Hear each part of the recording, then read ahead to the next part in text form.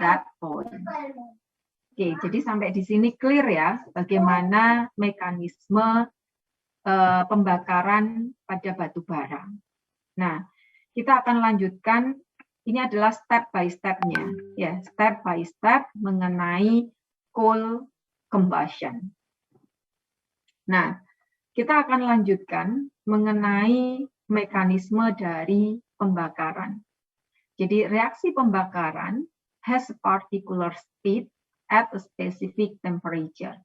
Jadi kita sudah well known bahwa reaksi combustion reaction ini dia depend pada suhu, ya kan? Di mana in many cases the mechanism of combustion ini akan follow the complex kinetic phenomena with several elementary steps. Nah, di preliminary study, the possible step on the overall reaction are to be assumed. Jadi ini nanti yang akan belajar mengenai kinetika, ya kan? Maka sebenarnya kita bisa, sebenarnya kinetika itu bertujuan untuk apa ya? Mana sih yang akan kita kontrol supaya nanti reaksi berjalan seperti yang kita inginkan. Itu fungsi daripada kinetika. Ya. Nah, next-nya di sini adalah tahapan di mana proses pembakaran itu terjadi hingga dia berhenti. Jadi karena kita akan berbicara mengenai mekanisme pembakaran. Tadi setidaknya kita bisa memahami bagaimana pembakaran itu terjadi. Jadi saat oksigen berdifusi sehingga dia nyampe ke permukaan daripada coal, maka dia akan membentuk coal kompleks, coal oksigen kompleks. Di mana pada proses ini dia akan melepaskan panas. Nah, panas yang dilepaskan secara terus-menerus ini akan menyebabkan dia mencapai suhu ignition-nya. Sehingga terjadilah proses pembakaran di situ. Ya kan? Nah, sehingga kita bisa mempelajarinya, jadi mekanismenya itu dengan menggunakan pendekatan daripada radikal mekanisme.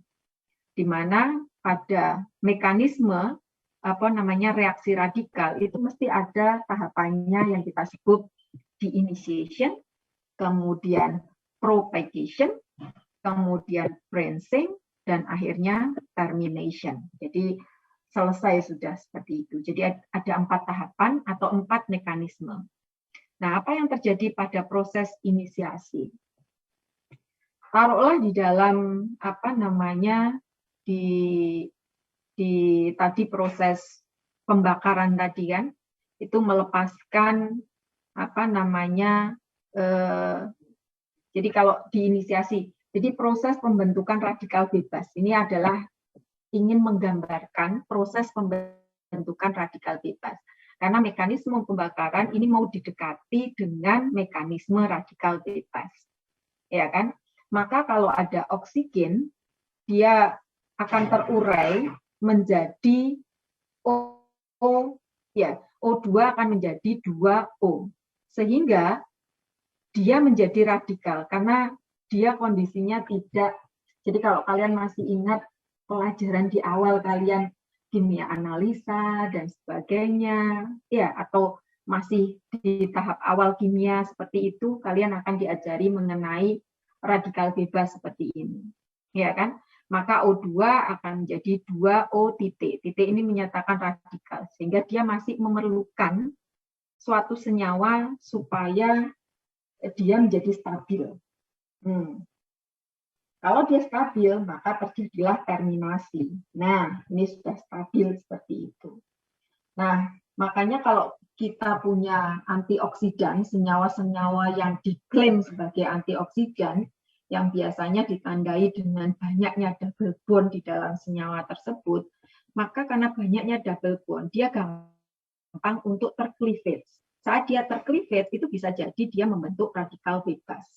Nah, radikal bebas inilah yang nanti menangkap radikal bebas yang lainnya. Nah, itulah fungsi daripada antioksidan.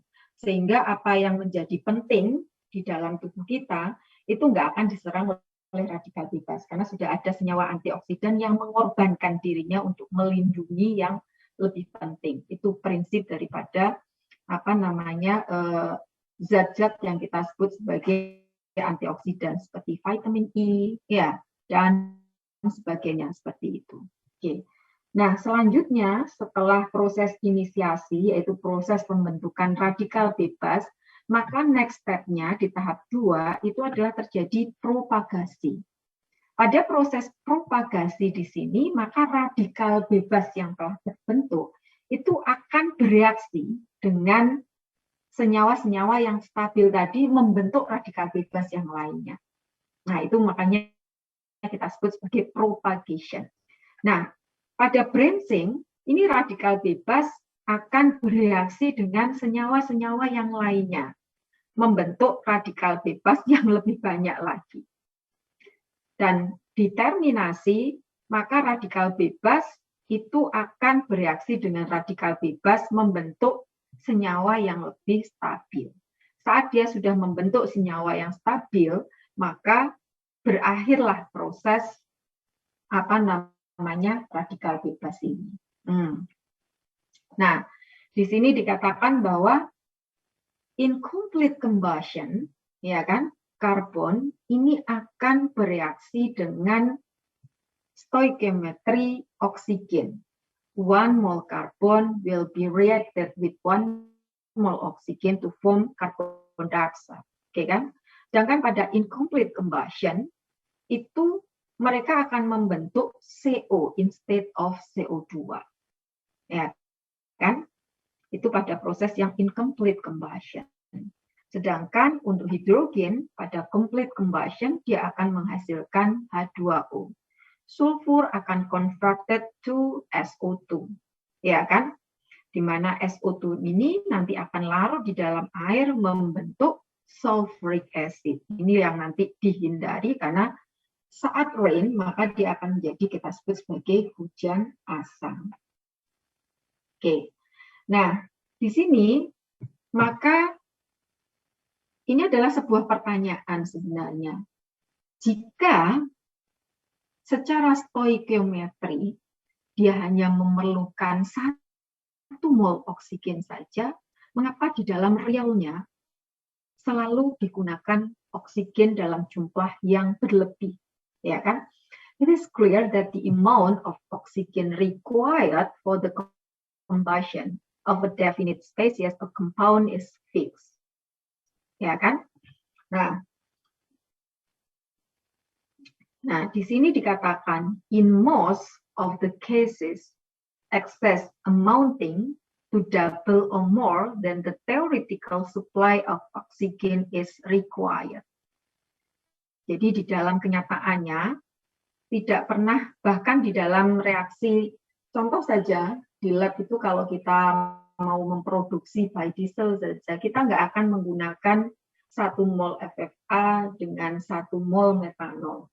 Pasti metanol akan kita gunakan berlebih, atau 1 mol PG dengan 3 mol metanol. Itu jarang kita gunakan seperti itu, selalu dalam jumlah yang berlebih.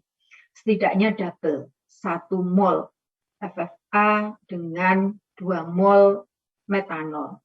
Atau biasanya umumnya rasionya adalah 1:6, seperti itu. Itu umumnya kalau kita pakai PG ya. Nah, di sini in most of cases, excess amounting to double or more than the theoretical supply of oxygen is required, tergantung upon the nature of the fuel to be burned and the method of burning it. Jadi akan dipengaruhi oleh sifat alami daripada batu bara, itu yang pertama. Yang kedua adalah metode pembakaran yang akan kita gunakan. Ini adalah 2 hal yang mempengaruhi kebutuhan oksigen pada proses pembakaran.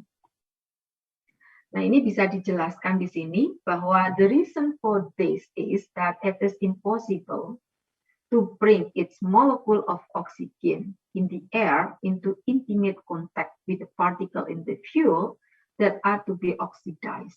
Tadi saat Ibu menerangkan mekanisme bagaimana terbentuknya coal oksigen kompleks, itu karena oksigen akan berdifusi hingga mencapai permukaan daripada coal. Nah, ini impossible untuk membuat coal ini bisa klik atau ketemu dengan oksigen seperti itu. Supaya nanti bisa ketemu, kan kita membuat oksigen itu menjadi jumlahnya lebih banyak. Supaya apa? Probabilitas dia ketemu itu lebih besar. Okay. If less than this amount of air is supplied, the carbon burns to carbon monoxide instead of dioxide, and its heat as complete combustion is not obtained. Jadi panas pada complete combustion itu entalpinya lebih besar dibanding yang partial combustion. Jadi nanti Ibu akan tunjukkan berapa selisihnya. Oke.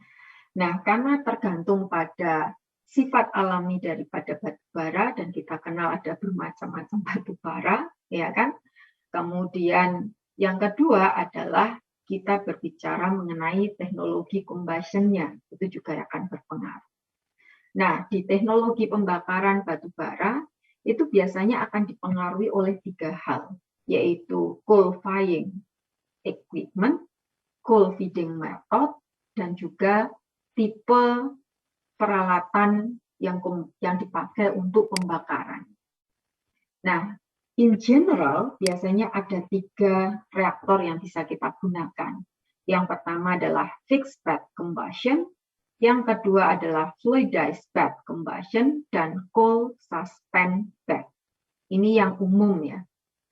Oke, biasanya nanti ada modifikasi, saya akan coba terangkan nanti. Nah, ini adalah kalau seandainya kita punya fixed grid overfeed combustion. Jadi di sini ada grid, ini semacam apa ya, kayak lubang-lubang kecil seperti itu, supaya apa? Udara dari bawah ini bisa mengalir. Tapi as layer dia tidak akan turun. Ya kan? Maka awal kan mesti tidak ada as layer, tidak ada oxidation layer, tidak ada reducing layer. Taruhlah di awal ya, dia hanya fresh coal layer on that surface, ya kan? Saat udara ini ditemukan dengan ini, dia akan terbakar nantinya, ya kan? Proses pembakaran nantinya kan pasti akan dihasilkan es, ya kan? Maka kalau ini nanti digambarkan, ini akan jadi X layer, oxidation layer, reducing layer, fresh coal layer on that surface, di atasnya di sini adalah flame yang bergerak ke atas, panas yang bergerak ke atas. Oke, nah next-nya saya akan coba tunjukkan beberapa gambaran dari tadi. Tadi kan ada proses penempatan daripada fuel di sini, ya kan? Seandainya ini ada 2, ada yang counter current, kita sebut counter current karena arah daripada udara dengan arah daripada pembakaran ini,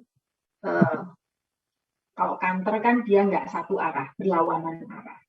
Sedangkan yang co-current, kalian bisa lihat bahwa ini antara primary air dengan flame front-nya. Nah, ini kan searah, seperti itu. Maka kita bisa lihat, ini ada secondary air, ini ada primary air. Primary air ini dipakai untuk pembakaran. Sedangkan secondary air ini dipakai untuk bisa sisa pembakaran nanti, ataupun untuk carrier. Biasanya akan seperti itu. Oke kan? Maka kalian bisa bayangkan dari grid yang tadi sebelumnya Ibu jelaskan, maka kalau ini ada fresh fuel, ini ada primary, maka api kan cenderung akan ke sini.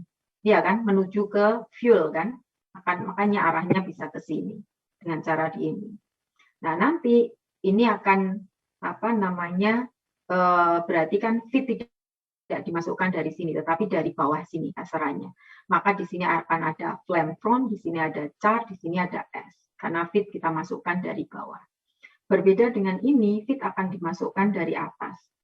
Sehingga flame front-nya akan ke atas di sana. Jadi flame front itu akan selalu menuju ke fuel. Karena dia selalu ngabisin untuk fuel-nya. Saat fuel-nya semua sudah habis, maka termination. dia berhenti kan, biasanya seperti itu, semua sudah jadi abu. Oke, sekarang kita bayangkan ke fixed bed combustion. Jadi pada fixed bed, maka kita ada bed, ya kan, yang nanti kita isi dengan batu bara. Dalam fixed bed, coal particle are supported on a grid in the combustion chamber. Grid tadi adalah tempat udara melalui, tetapi es ataupun batu bara itu tidak turun ke bawahnya lagi. The combustion air is allowed to flow through the coal bed in upward direction, either by a chimney draft or by a fan. Akan ditarik biasanya akan seperti itu. Nah, coal may be fed to the bed in different way. Jadi kita bisa masukkan coal atau fuel itu secara terus-menerus dengan cara overfeed, underfeed, atau crossfeed. Jadi ada 3 cara yang bisa kita lakukan, overfeed, underfeed, atau crossfeed. Crossfeed berarti ada yang masuk dan keluar. Itu biasanya akan seperti itu. Nah, the grid may be fixed or movable. Jadi grid tadi itu bisa fix tetapi juga bisa digerakkan.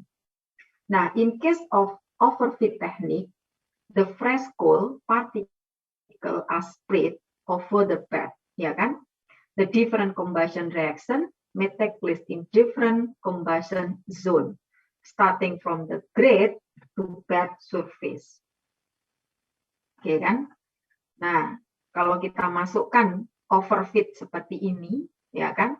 Maka yang terjadi ini akan flame-nya di sini dulu, baru dia akan naik ke atas seperti itu. Karena dia pada overfeed seperti ini. Oke kan, makanya the different combustion reaction may take place in different combustion zone, diawali dari grid ke bed surface. Karena grid ini adalah source daripada tempat udara itu masuk. Jadi udara yang kontak dengan surface daripada coal, itulah zona pertama daripada combustion. Nah, selanjutnya, the combustion air passes through the grid and move upward. And then this become heated in the hot ash layer, and the combustion takes place in the coal char with the formation of carbon dioxide. Selanjutnya, this reaction is highly exothermic and generates heat. And then the bed temperature rises rapidly in the zone and the oxidation reaction occur rapidly. Jadi karena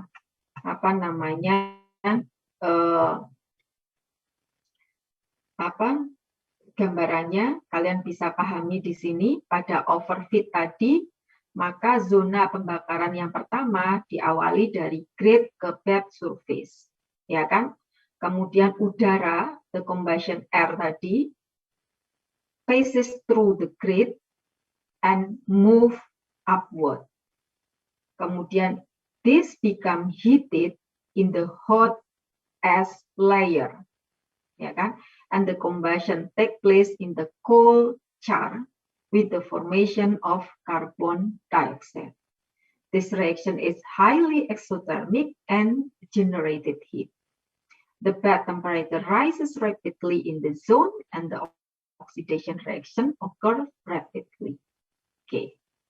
Nah, depending on the thickness of the bed, ini ada 2 tipe daripada combustion chamber.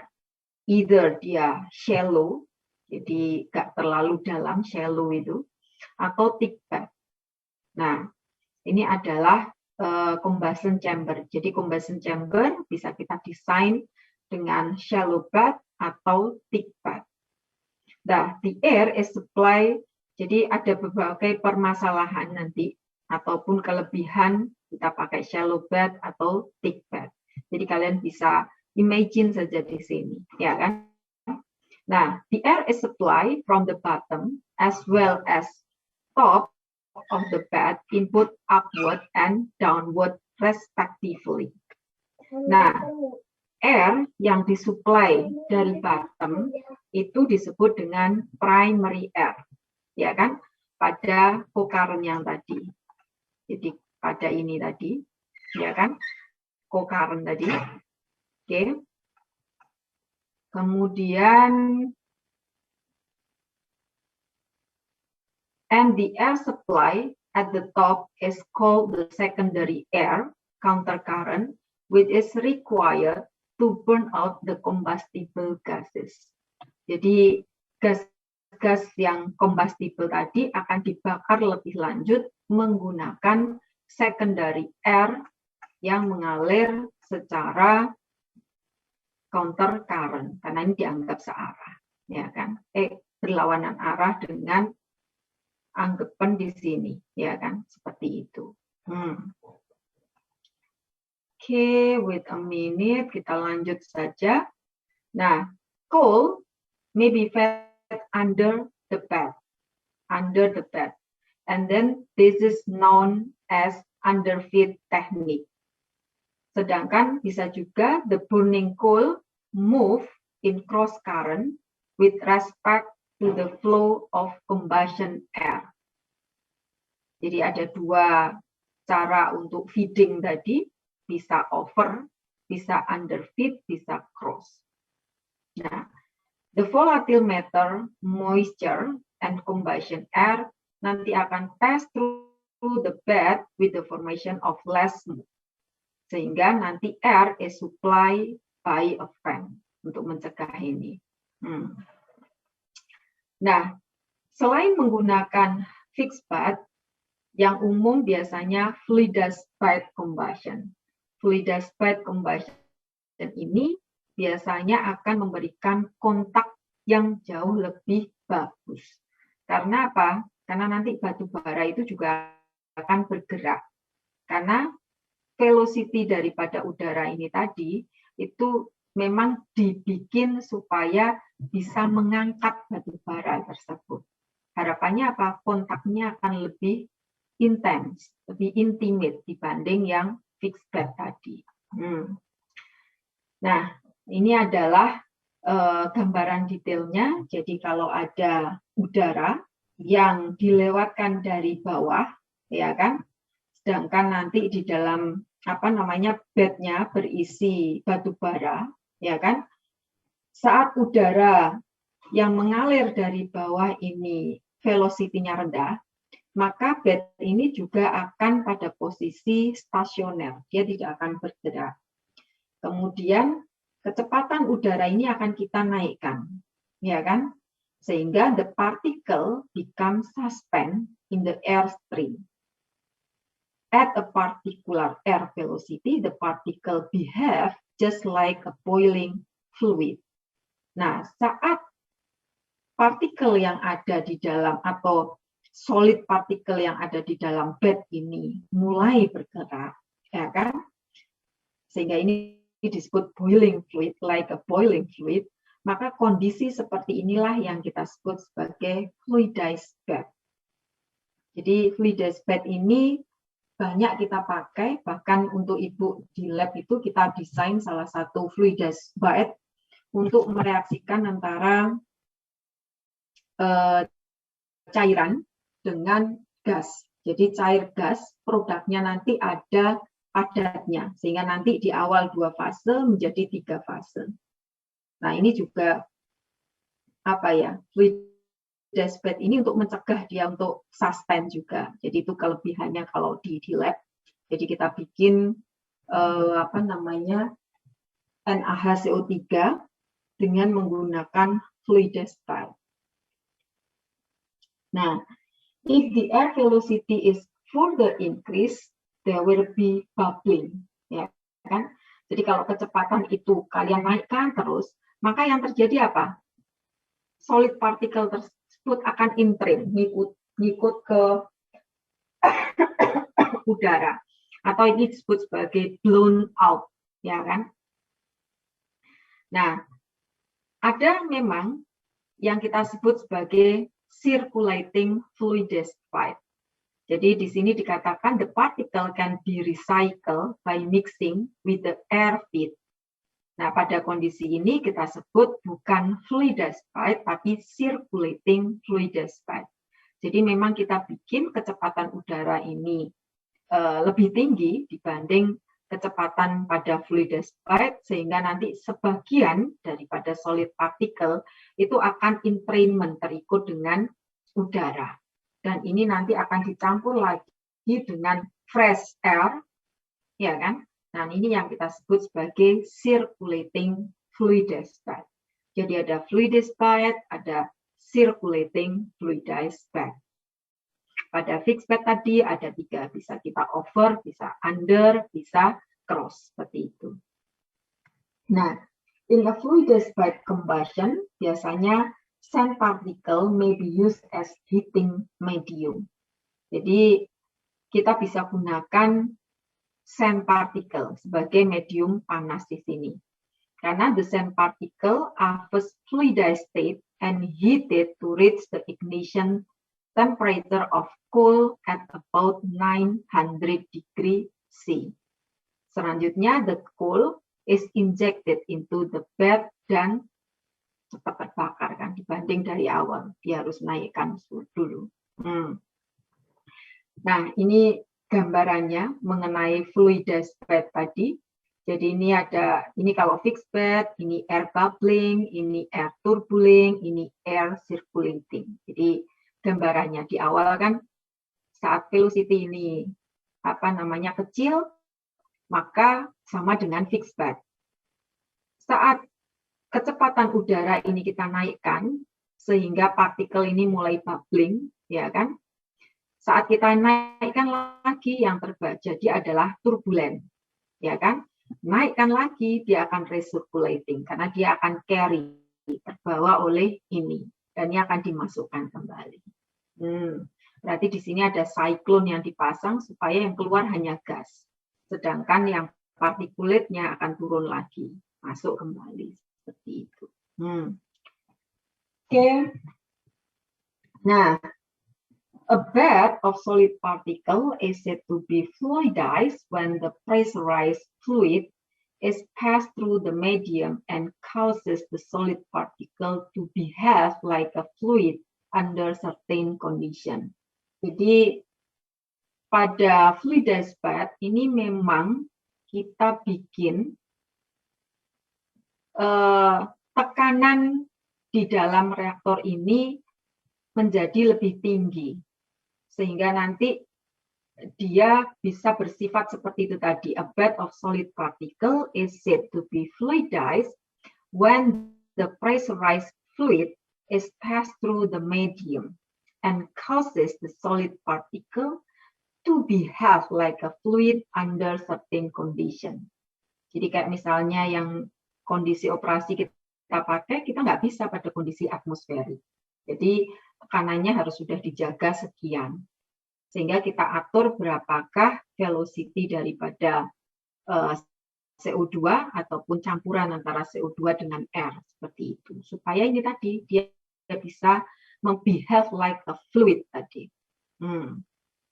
Nah, fluidization causes the transformation of the state of solid particle from static to dynamic. Karena dia bergerak di sini. Jadi kalau pada fixed bed dia statik, tetapi pada fluidized bed dia bersifat dinamik. Nah, akibat sifatnya yang menjadi fluid, maka kan kontaknya diharapkan menjadi lebih intimate tadi, ya kan? Sehingga proses bisa berjalan lebih baik. Nah, ini adalah contoh saja. Ini ada coal, kita tambah dengan limestone, ya kan? Biasanya memang pada beberapa ini ada tambahan limestone, ya.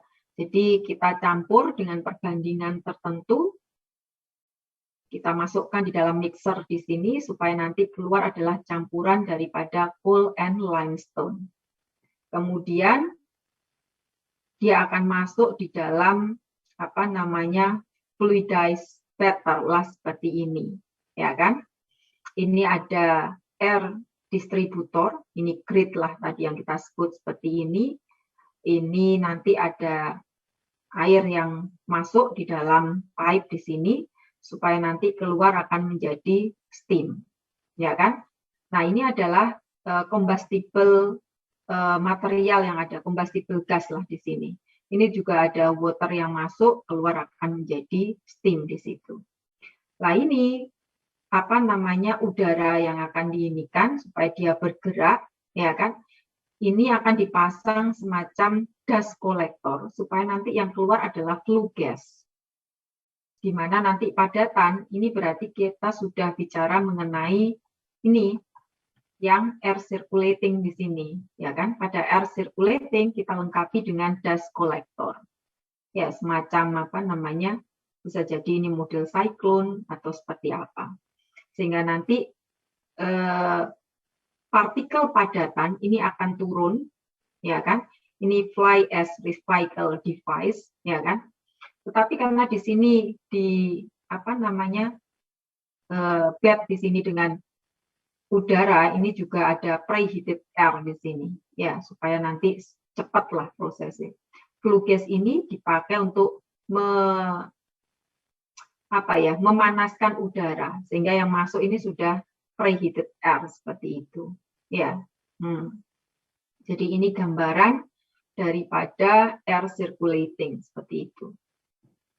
Nah, pada fluidized bed, ya, system fit into essentially two major group. Jadi kita bisa operasikan dalam atmospheric system atau pressurized system. Walaupun tadi ini diharapkan dia akan pressurized fluid tadi itu supaya dia behave lagi ini, tetapi juga kita bisa operasikan dia dalam kondisi atmospheric system.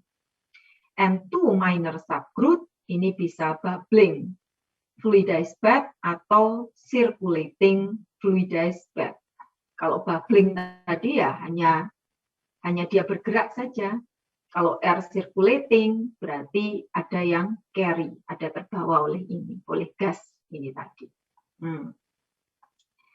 Oke, nah kita bicara lanjut mengenai fluidized bed ini. Maka atmospheric fluidized bed ini akan menggunakan limestone ataupun dolomit ini untuk mengcapture sulfur yang dirilis oleh pada proses pembakaran batu bara. Jadi proses pembakaran batu bara tadi kan dia akan jadi batu bara itu mengandung walaupun es itu sulfur yang ada di dalam batu bara biasanya dalam bentuk pirit. Pirit ini akan mempunyai densitas yang lebih tinggi dibanding batu bara itu sendiri. Sehingga pada proses preparation batu bara di sebelumnya ini sudah bisa kita kurangi, ya kan? Entah itu pakai berbagai macam metode. Tetapi sulfur itu masih ada di sana. Nah, oleh karena itu tadi pada proses combustion biasanya batu bara ini akan dicampur dengan limestone ataupun dolomit yang fungsinya adalah untuk capture sulfur yang dilepaskan pada proses pembakaran. Sedangkan jets of air ini akan suspend the mixture of sorbent and burning coal during combustion. Dan ini akan convert the mixture into a suspension of red hot particle that flow like a fluid. And this boiler ini akan beroperasi pada atmospheric pressure. Jadi boilernya akan beroperasi pada atmospheric pressure. Sedangkan yang pressurized di sini, yang the first generation system also uses a sorbent and jets of air to suspend the mixture of sorbent and burning coal during combustion. However, the system operated at elevated pressures and produce high pressure gas stream at temperature that can drive the gas turbine. Sehingga nanti steam yang terbentuk from the heat in the fluidized bed ini akan dikirim ke steam turbine, creating a highly efficient combined cycle system. Jadi, mengapa pada produksi listrik, itu kita bisa gunakan either kita pakai pembakaran atau kita mau pakai gasifikasi. Pada proses pembakaran nanti, dia juga akan menghasilkan steam. Steam ini yang dipakai untuk menggerakkan turbin, turbin nanti diubah menjadi energi listrik. Biasanya akan seperti itu. Nah, kekurangan daripada fluidized bed ini biasanya kita memerlukan coal dalam ukuran antara 1 sampai 10 mm. Dan ini tergantung pada kualitas daripada batu bara.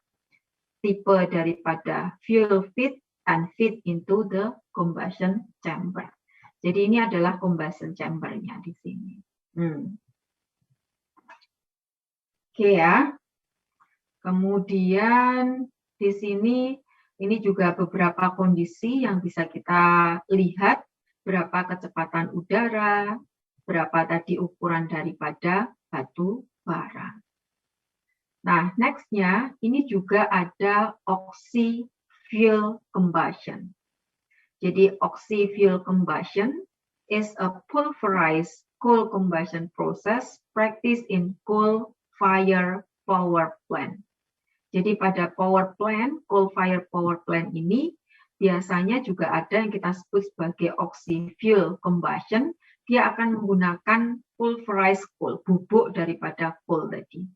Jadi di mata kuliah waktu kita berbicara mengenai washing step, ya kan? Washing step itu kan dia bukan hanya nanti mencuci untuk membuat batu bara itu ready, tetapi kan dia juga dilakukan comminution. Jadi dia dikecilkan ukuran, setelah dikecilkan ukuran, maka ukuran-ukuran yang sama ini akan dikumpulkan karena dia modelnya berdasarkan densitas dan sebagainya, sehingga ukuran pasti tidak akan seragam semuanya 1 mili, tidak, pasti akan dalam bentuk range. Makanya di sini biasanya range 1 sampai 10 mm, ya kan?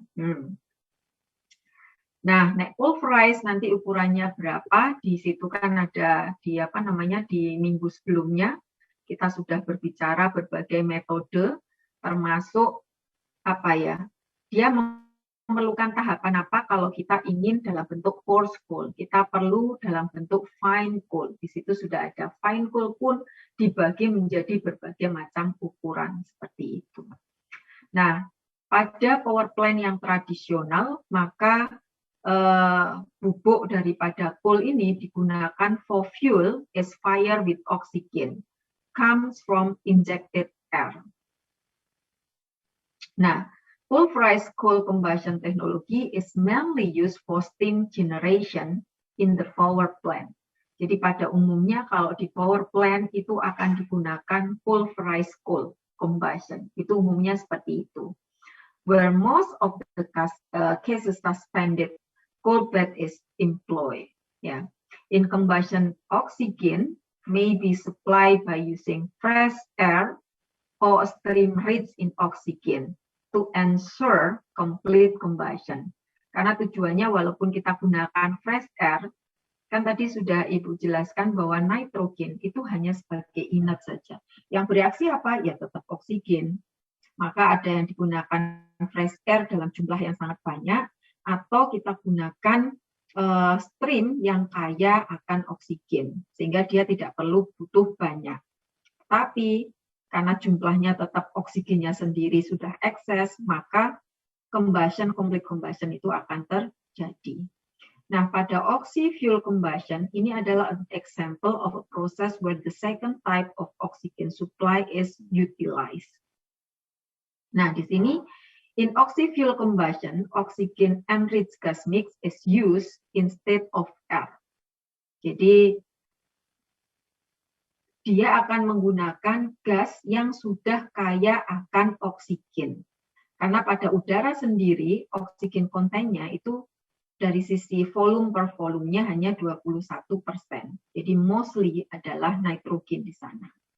Nah, mengapa? Karena saat digunakan higher concentration of oxygen, ini akan menghasilkan very high flame temperature in the boiler.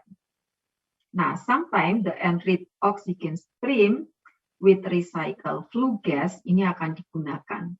And this also may decrease the flame temperature to a level similar to that of a conventional air fire boiler. But the justification for using oxy-fuel is that it produce a CO2 flue gas. Ya, kenapa dikatakan bahwa electricity yang kita generate dari batu bara itu menjadi tidak ramah lingkungan. Kalian sudah bisa membayangkan ya, berapa banyak flue gas yang terbuang, di mana di dalam flue gas itu mostly adalah CO2. Nah, tetapi saat kasus seperti ini, harga gas naik, harga crude oil juga meningkat, maka pilihan satu-satunya apa? Ya balik lagi ke coal. Sebenarnya seperti itu sih, karena semua yang berjalan di dunia saat ini hitungannya masih uang kan. Kita masih belum mempertimbangkan, makanya di seminar yang tahun ini lagi booming, ini kan ada tax untuk apa? CO2 tadi. Jadi kita hitung. Jadi ini masuk di dalam price. Jadi karena crude oil tadi akan nyumbang sekian persen, maka dia kena taksnya beda. Coal juga taksnya beda. Harapannya apa? Nanti bisa kompetitif antara yang renewable dengan yang tidak. Harapannya seperti itu. Tapi sekali lagi ini masih wacana sampai sekarang. Ya, ini ada beberapa kondisi pada fluidized bed di sini. Jadi sedikit Ibu lanjutkan lagi. Jadi the use of fluidized bed combustion ini mempunyai beberapa keuntungan kalau kita bandingkan dengan traditional firing system. Seperti dia desain daripada simpler boiler design, yang pasti nanti dia punya higher combustion efficiency, ya kan? Karena dia jauh lebih probabilitasnya untuk ketemu jauh lebih ini. Karena nanti pembakarannya ini sempurna, maka problem terkait dengan polusi ini bisa dikurangi. Karena untuk CO, bahaya CO itu kan lebih tinggi dibanding CO2. Pada partial combustion, produkmu CO instead of CO2. Sehingga CO ini jumlahnya kenapa kalau kita bicara nilai ambang batas, dia harus lebih kecil. Nilainya pasti lebih kecil, karena dia lebih toksik dibanding CO2. Selain itu, kelebihan dari fluidized bed ini juga, dia akan produce less NOx di outlet gas because of lower combustion temperature. And they produce less SOx when limestone is continuously added to the coal.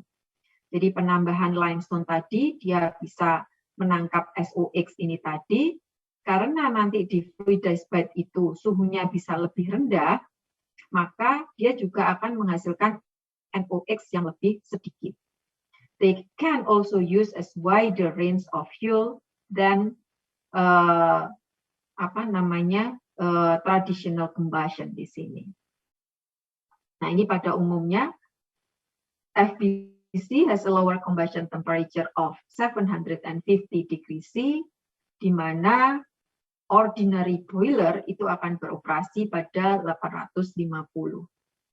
Dia juga FBC has low sintering process, lower production NOx due to lower temperature, lower production SOx due to capture by limestone, higher combustion efficiency due to 10 times more heat transfer than other combustion processes because of burning particle. Less area is required for FBC due to high coefficient of convective heat transfer, sama isothermal bed combustion as temperature in free bulk and active bulk remain constant.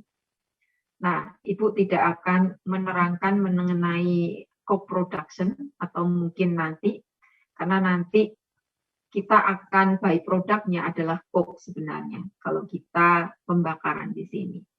Nah, mungkin Ibu akan lanjutkan sedikit mengenai perbedaan antara sebentar. Wait a minute. Oke.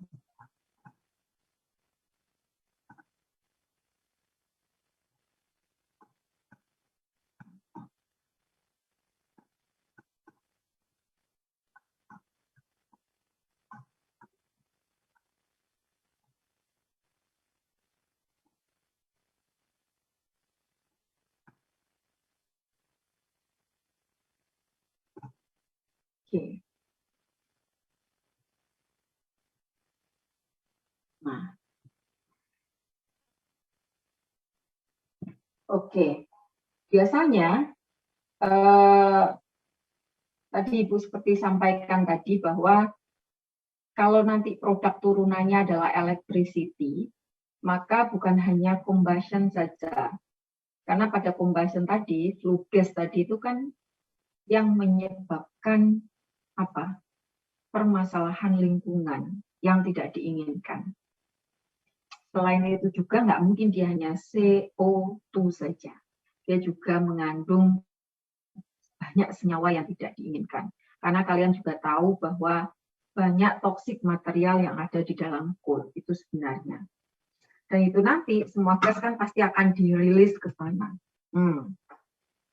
Nah, makanya di sini selain itu juga biasanya kita akan kenal gasifikasi.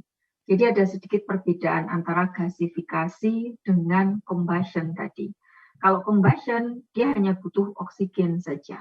Tetapi kalau gasifikasi walaupun dia butuh oksigen tetapi produk yang dihasilkan itu berbeda. Jadi kalau pada gasifikasi tujuannya adalah menghasilkan syngas. Tetapi kalau combustion ini hanya panas saja.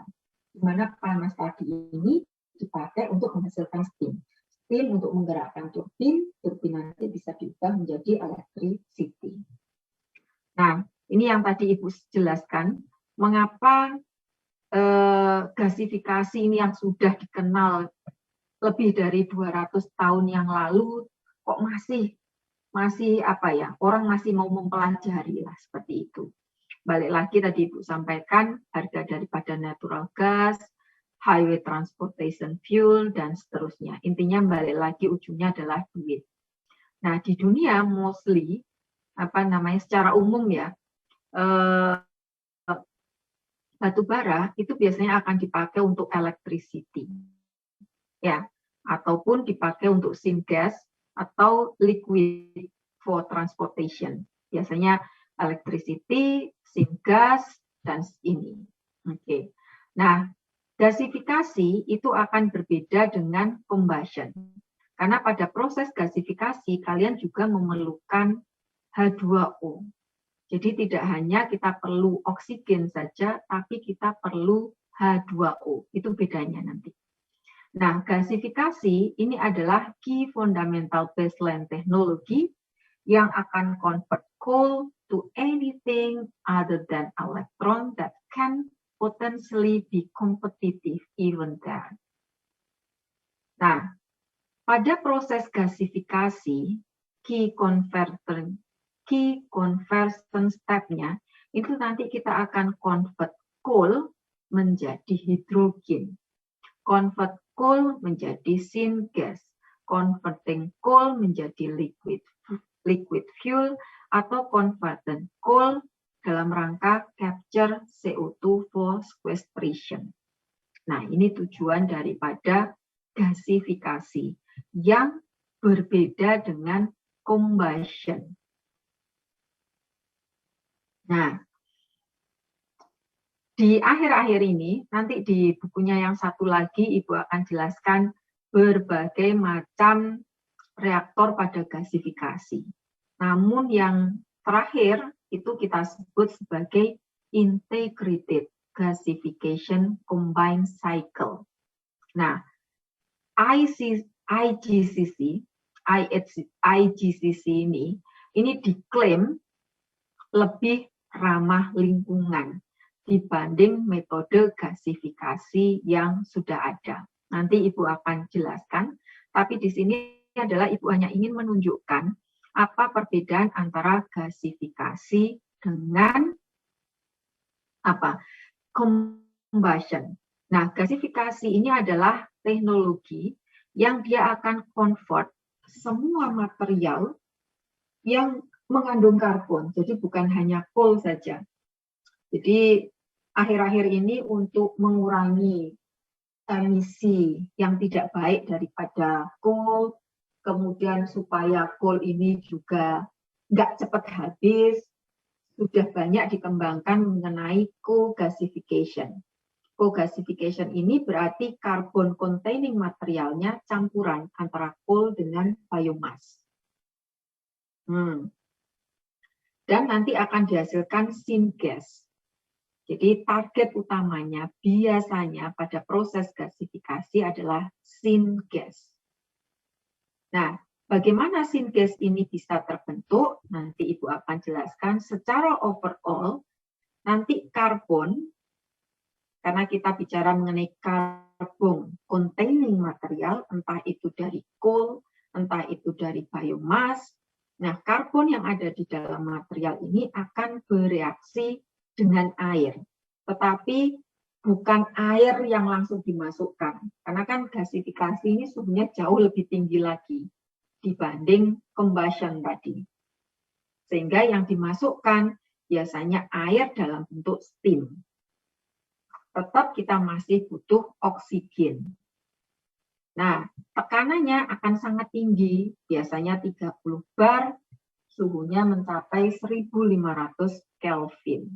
Di atas 1000 derajat Celcius pada proses gasifikasi untuk dihasilkan syngas ini, entah raw syngas atau syngas. Ya, raw syngas berarti bukan hanya CO dan H2 tetapi ada gas-gas yang lainnya.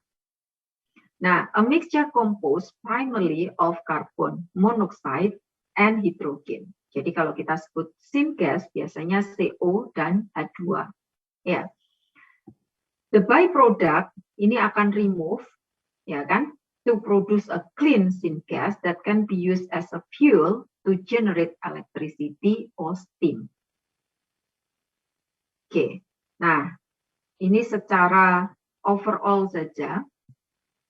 Maka di sini ada oksigen, ya. Kemudian di sini juga ada coal, di sini juga ada steam. Ya kan?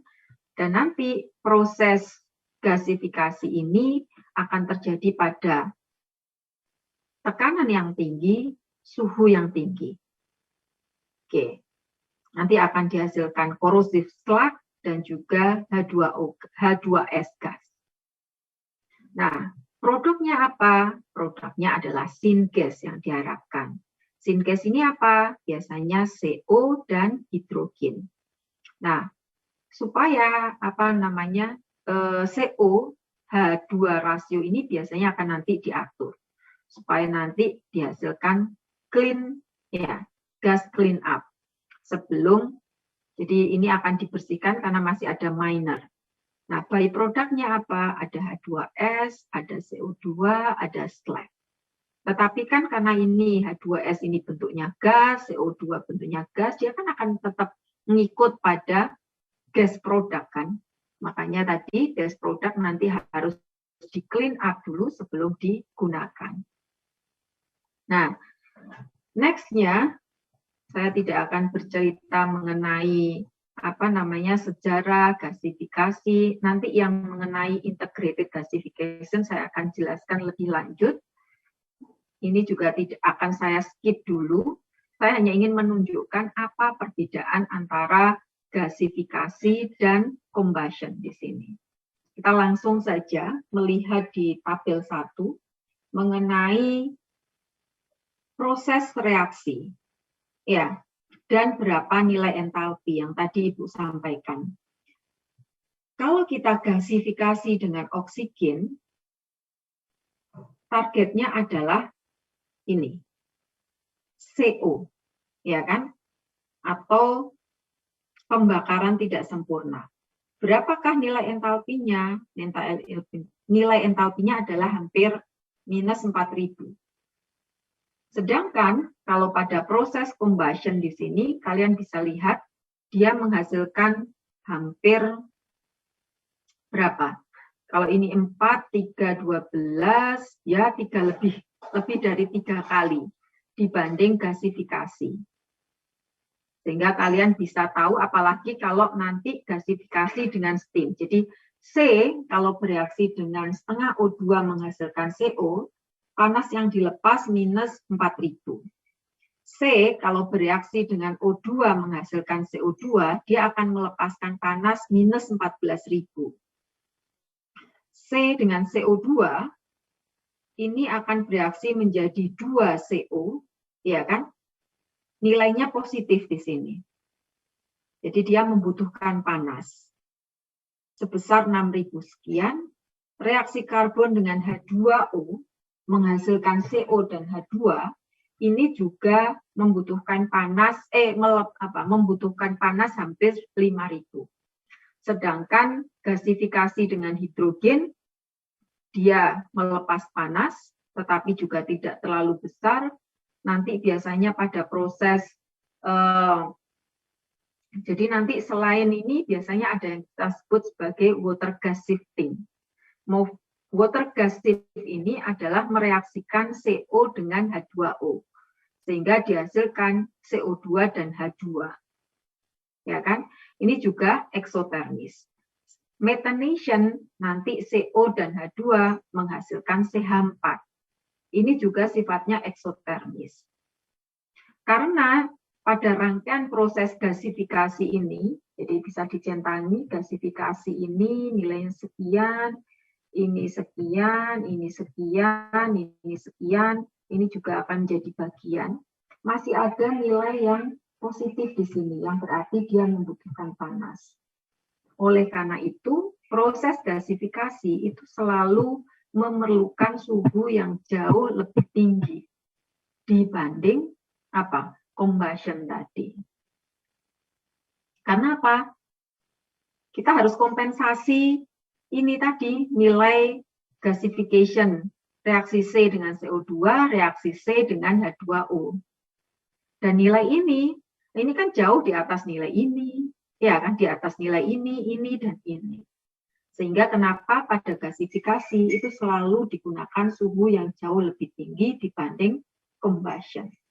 Ini adalah sekilas mengenai secara chemical formula antara gasifikasi dan combustion. Urutannya nanti seperti apa, ini kita bisa bahas nanti. Nah, next-nya kita akan berbicara mengenai kontrasnya antara combustion dan gasifikasi. Pada combustion terjadi full oxidation, sedangkan pada gasifikasi yang terjadi adalah partial oxidation.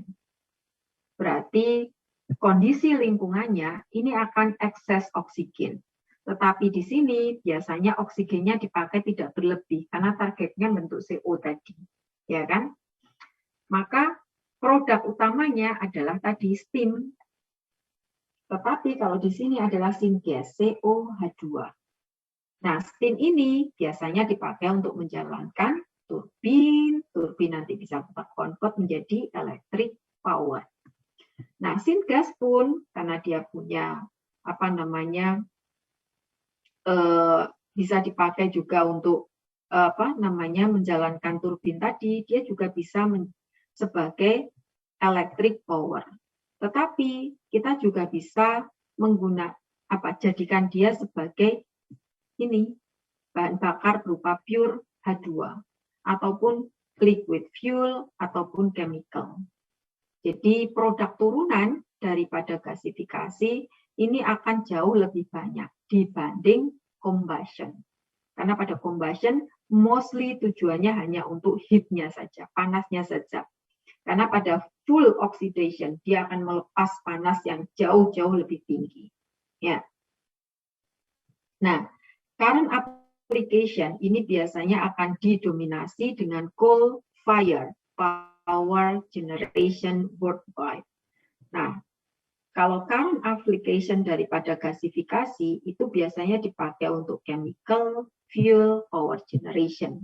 Nah, efisiensinya ini bisa 35 sampai 37 27%, ini lebih tinggi, 39 sampai 42%. Emisinya sekian, ini perlu capital cost sekian, kalau ini masih kompetitif. Dari sisi maturity-nya dia high experience, karena jauh lebih lama dibanding gasifikasi, ya kan, resikonya adalah low risk. Ini masih harus need improve di sini untuk gasifikasi, karena wajar, ini teori yang lebih lama daripada ini, teknologi lebih lama daripada ini tergantung pada berbagai, dia punya banyak downstream produk, ini hanya satu saja, ya kan. Next-nya, aku akan lanjutkan kembali sebelum kita berbicara macam-macam ini, gasifier, ada buahnya. Di pasaran ada Lurgi, ada apa, biasanya kita gunakan vendor saja, kita tinggal milih saja. Nah, ini tadi, besok di pertemuan selanjutnya saya akan banyak bicara mengenai gasifier, baru nanti sekalian untuk coke sekalian di sana. Sebentar, wait a minute.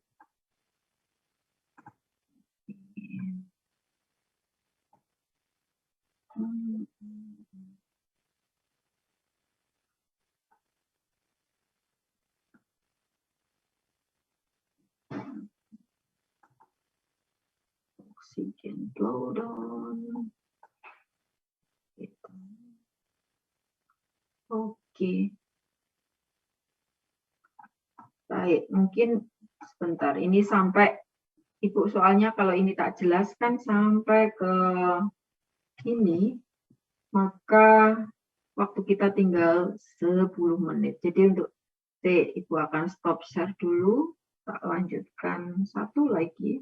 Sekilas saja, sebentar. Nanti detailnya lewat sana. Bentar. Oke. Nah, ini sekilas saja, tapi nanti cara kerja dan sebagainya Ibu akan jelaskan. Ibu hanya ingin menunjukkan perkembangan atau dari sisi rankingnya lah di sini. Nah, ini kalian bisa lihat bahwa untuk steam turbine itu biasanya digunakan pulverized coal combustion tadi yang Ibu sampaikan. Ya, yang di awal Ibu jelaskan mengenai coal combustion tadi, ya kan? Nah, kalian bisa lihat ini adalah Ibu ambil dari handbook, salah satu handbook dari Amerika di sini. Kalian bisa melihat dari segi clean-nya berapa, dari inexpensive-nya berapa, domestic, abundant, reliable, safe. Jadi satu kelemahan daripada coal combustion itu adalah terkait dengan ini, clean-nya.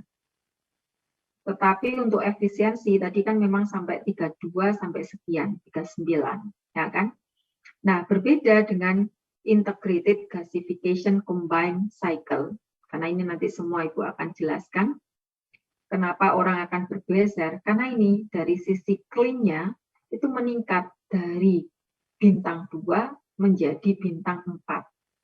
Tetapi dia akan menjadi, kalau ini tidak mahal, bintangnya ditunjukkan 5, maka di sini lebih mahal, bintangnya hanya 3. Tetapi domestik, abundant, safe-nya juga masih bintang 3, sama kalau di sini. Reliable-nya karena ini sudah banyak di sana. Tetapi dia punya efisiensi sedikit lebih tinggi untuk IGCC ini tadi. Nanti apa bedanya Ibu bisa jelaskan di pertemuan selanjutnya. Nah, bagaimana dengan ada yang pulverized combustion tadi, ada yang fluidized bed. Ya, tadi kita bayangkan, kita jelaskan mengenai fixed bed sama fluidized bed. Fluidized bed ini akan lebih clean dibanding yang pulverized coal combustion. Ya, semuanya tidak mahal, domestiknya juga ini. Sayangnya efisiensi current fleet-nya itu hanya 30%. Karena apa? Suhu yang lebih rendah tadi. Ya kan? Biasanya ini akan dioperasikan pada suhu yang lebih rendah sehingga mesti akan ditambahkan limestone dan coal tadi ini. Sedangkan yang combustion pulverized tadi biasanya kan tidak ada limestone ditambahkan di situ. Jadi kita cek saja, ini langsung coal saja. Coal, ya kan? Kita kita panaskan, di mana nanti di sini ada aliran yang nanti akan menghasilkan steam tadi. Steam tadi ini dipakai untuk menjalankan turbin, turbin nanti untuk transmisi.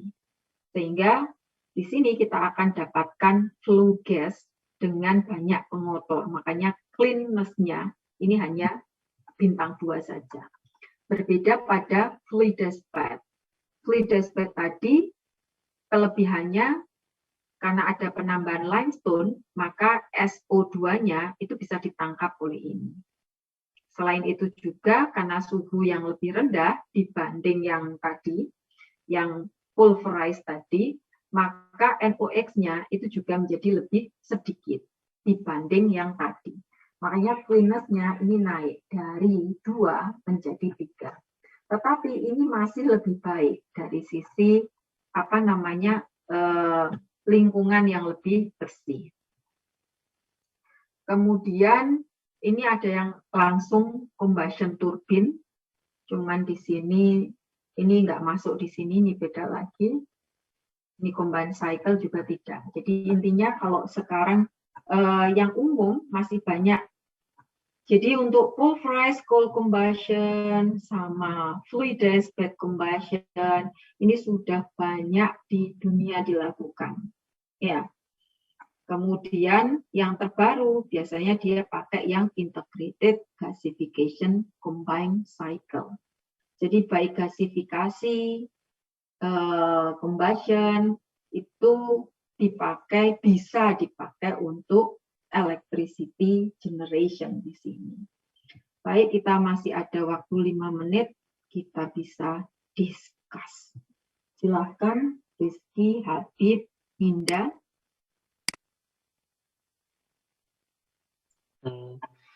Tadi mau tanya sedikit Bu, yang jenis yang FBC tadi ya Bu ya, yang tadi itu kan IGCC, Integrated Gasification Combined Cycle. Ya, yang tadi di terakhir itu kan kalau di-combine sama yang steam turbine tadi, secara mungkin eco-friendly-nya lebih bagus gitu ya Bu ya. Betul. Untuk yang IGCC. Nah, itu kalau kayak di Indonesia tuh udah ada yang menerapkan belum ya Bu? Nah, ini yang belum Ibu cari sebenarnya. Ibu belum mencari apakah power plant yang menggunakan bahan bakarnya itu dari batu bara, dia menggunakan combustion atau IGCC. Tapi kalau di Amerika, China, itu sudah mulai bergeser ke IGCC. Karena mereka lebih aware. Tetapi ini lebih mahal. Karena ini lebih mahal, bisa jadi kalau di Indonesia masih yang combustion. Oh, oke. Ini cuman bayangan saya saja ya. Karena ini masih ekspensif untuk IGCC ini. Iya kan? Hampir di semua paper dia selalu bercerita dia masih lebih mahal dibanding yang pulverized coal combustion ataupun fluidized.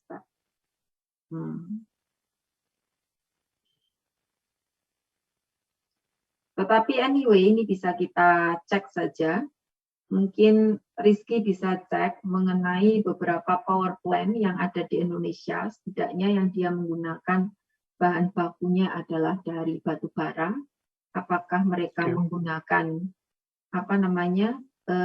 combustion atau gasification? Itu dulu mungkin. Karena sebenarnya itu dulu aja. Karena yang untuk IGCC itu kalau nggak salah tahun 2000-an lah dia mulai booming gitu. Sekarang sudah nggak banyak orang cerita mengenai IGCC. Karena itu sudah dianggap ya well established seperti itu. Makanya yang ada di nanti yang di minggu depan kita akan berbicara lanjut mengenai yang gasifikasi. karena itu yang lebih banyak dikembangkan. Jadi yang untuk combustion ya hanya mentok di sana saja. Jadi yang semula hanya berupa coal combustion saja, menggunakan fixed bed reaktor seperti itu diubah menjadi fluidized bed tadi. Itu saja sih. Mainnya di sana. Oke, any else?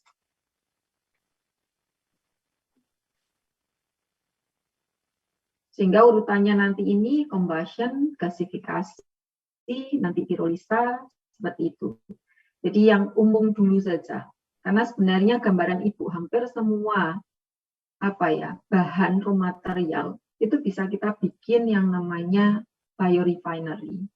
Walaupun biorefinery itu refer ke biomass ya. Di mana coal itu biasanya dibedakan dari biomass karena biomass itu C-nya itu adalah dianggap sebagai organik, sebagai C yang organik. Sedangkan di sini biasanya C-nya akan binding. Hanya itu saja sih, istilahnya akan seperti itu. Sehingga semua yang mengandung C material, baik itu berasal dari limbah pertanian, limbah industri, perikanan, apapun itu kita sebut sebagai biorefinery. Dan goalnya nanti semua komponen itu bisa mirip di petrorefinery. Crude oil itu kan semua dimanfaatkan. Tidak ada yang tidak kan. Sampai yang jadi aspal itu yang high, ya kan. Nah, harapannya biomas itu juga bisa dibikin seperti itu. Sayangnya kan lebih beragam komposisi di dalam biomas. Ada yang lignoselulosik material saja kandungannya, ada yang dia mengandung makrokompon juga seperti lipid, protein, kemudian karbohidrat, ya kan? Padahal karbohidrat sendiri ini kelasnya juga masuk dalam kategori yang selulus, hemiselulus itu masuk ke sana sebenarnya, kelasnya di sana. Sehingga nanti dia memerlukan pendekatan yang lebih banyak dibanding kalau crude oil saja di sini atau batu bara. Nah, itu yang membedakan sebenarnya. Makanya sampai sekarang masih challenging. Belum ada yang fully menggunakan biorefinery. Ada lagi?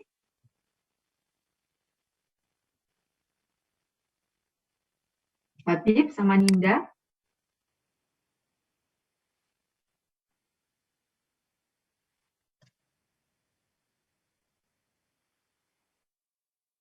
Betul, biasanya. Tetapi kalau kalian kan kemarin sudah ngerjakan pradesain pabrik kan, beberapa teman kalian mungkin bisa kalian lihat dia akan memproduksi sesuatu tapi lewat gasifier. Karena gasifikasi itu bukan hanya untuk syngas, tetapi bisa untuk chemical, bisa untuk yang lainnya. Tetapi kalau combustion, dia yang diperlukan itu apa? Panasnya toh. Makanya dia dibakar secara sempurna karena dia menghasilkan apa? Dia melepas panas yang jauh-jauh lebih besar. Sehingga itu yang dimanfaatkan. Tetapi kalau syngas atau gasification itu sebenarnya dia bukan hanya syngas saja. Dia bisa nanti di-convert jadi macam-macam produk juga. Nanti yang untuk Habib sama Ninda, next step-nya kita bicara saat kita bicara mengenai pyrolysis. Karena itu adalah bagian dari atau kemarin proposal ada yang bertanya terkait pyrolysis. Proposal kalian tidak ada ujian ya? Atau ada?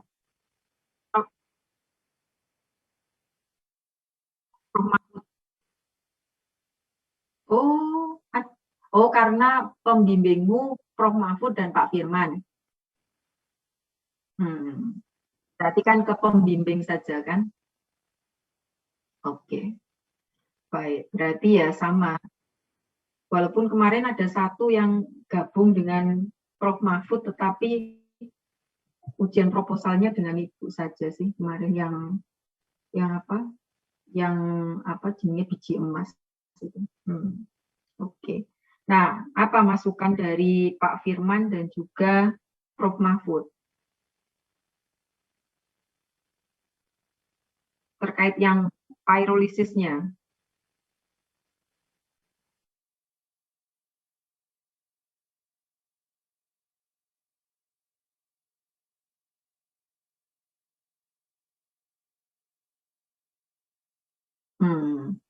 Ya, berarti nanti di analisanya saja yang diperbanyak sih seperti itu.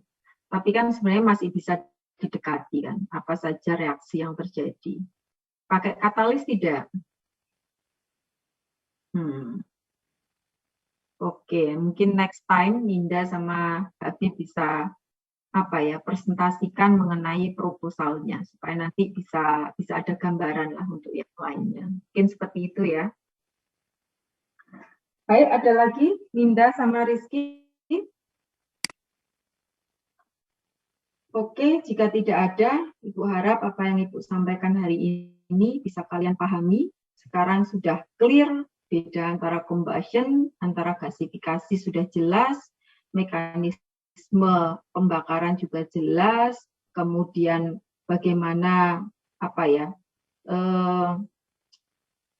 ataupun proses pembakaran baik di dalam fixed bed maupun fluidized bed, kelebihan kekurangan sudah kalian pahami dengan baik. Demikian juga dengan teori pembakaran, at least seperti itu. Teori pembakaran, teori gasifikasi sudah bisa kalian pahami. Di minggu selanjutnya nanti kita akan berbicara detail mengenai gasifikasi karena pemanfaatan produk gasifikasi itu jauh lebih banyak daripada combustion.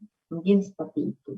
Jadi sebenarnya nek mau detail bicara gini itu wakeh banget, apalagi nih kita mau update ke paper-paper yang baru seperti itu. Nggak ada habisnya lah seperti itu. Baik, Ibu akhiri. Selamat malam. Assalamualaikum warahmatullahi wabarakatuh. Waalaikumsalam. Terima kasih, Bu.